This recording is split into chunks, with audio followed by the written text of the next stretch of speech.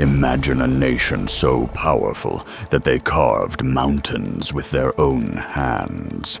A civilization so dominant that no army on Earth could challenge them. They looked at the horizon without fear. They looked at the sky and felt no need for anything beyond themselves. They had it all: strength, wealth, monuments rising high into the clouds. And then, in just 8 days, they were gone. Not defeated, not conquered, not enslaved. Gone. The wind erased them, and the earth was left in silence.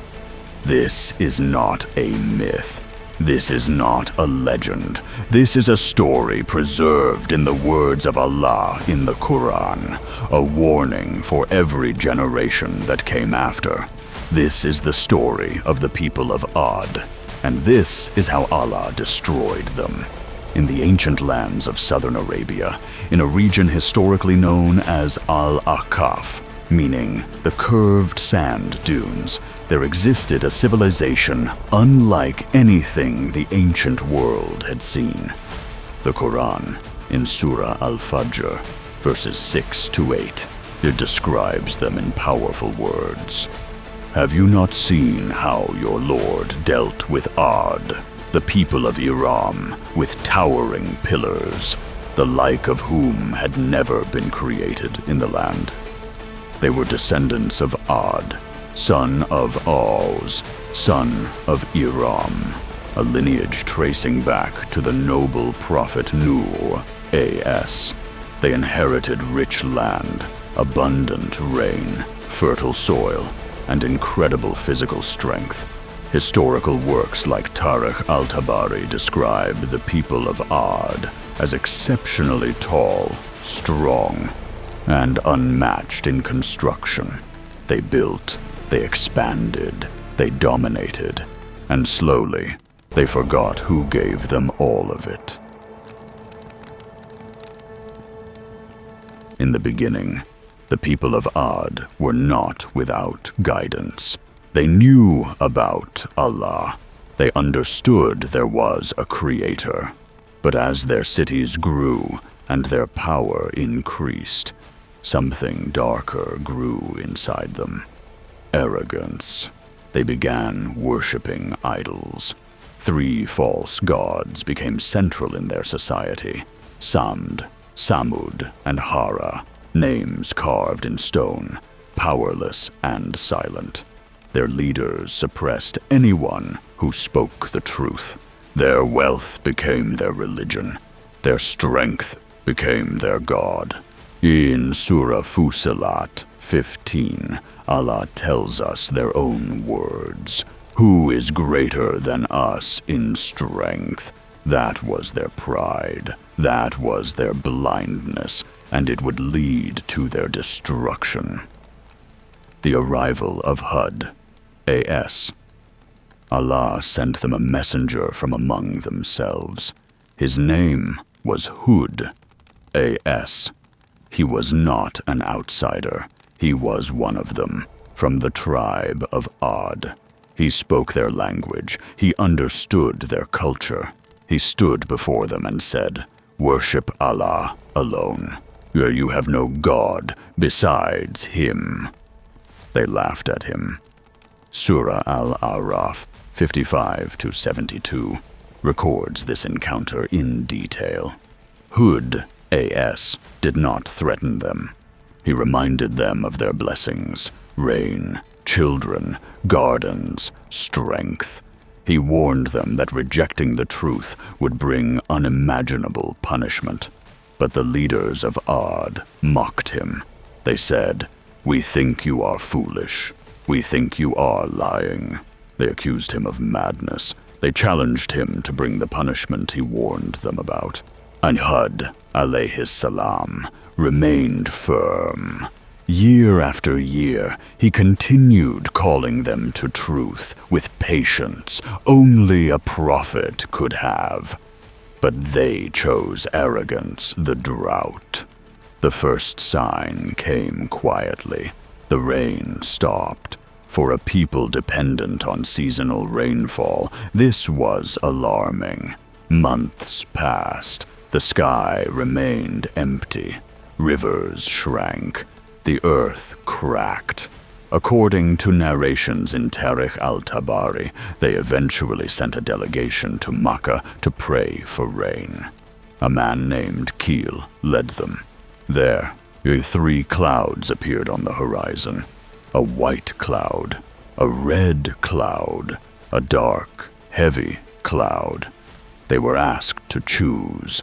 They chose the dark cloud, believing it carried the most rain. But they had chosen their punishment. The wind of destruction. Back in Al-Ahqaf, they saw the dark cloud approaching. They celebrated. They gathered in joy. Relief was finally coming. But the Quran in Surah Al-Ahqaf 24-25 tells us what really happened. When they saw it approaching their valleys, they said, "This is a cloud bringing us rain." But it was what they had been warned about, a wind carrying painful punishment, destroying everything by the command of its Lord. It was not rain. It was a violent, freezing wind, described in Surah Al-Haqqa 6-8 as a furious, roaring wind that continued for 7 nights and 8 days without stopping. The same bodies they were proud of, the same strength they boasted about. The wind lifted them. It threw them. It smashed them to the ground like hollow palm tree trunks. The Quran describes them as fallen bodies, empty like dried palm trees.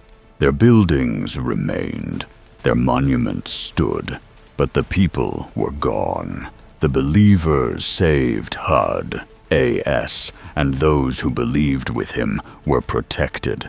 Surah Al-Araf 72 says, "So we saved him and those with him by our mercy, and we destroyed those who denied our signs." The believers witnessed the complete destruction of a civilization that had rejected truth for generations. And then, silence. Where cities once stood, only sand remained. 8 days. That is all it took. 8 days to erase a civilization built over centuries. They challenged Allah with arrogance. They said, "Who is greater than us in strength?" Allah answered, "Not with debate, not with warning, with wind." Surah Ad-Dariyat 41-42 reflects on this. And in Ad, when we sent against them the barren wind, it left nothing untouched except that it reduced it to ruins. This is not a story of cruelty. It is a story of consequences. They received guidance. They received blessings. They received warnings. And they chose pride. Today, Al-Ahqaf is silent. Scholars and historians have searched for traces of Iram, the great city of Ad. Classical tafsir works like Tafsir Ibn Kathir mention that its ruins may lie buried beneath the sands of the Arabian Peninsula. But their true monument is not in the desert. It is in the Quran, mentioned in multiple chapters, so humanity never forgets. The people of Ad were not destroyed because they were weak. They were destroyed because they were strong and forgot their strength was a gift. They were not destroyed because they lacked guidance. Yet they were destroyed because they rejected it. Today, nations compete for power. People measure worth by wealth and status.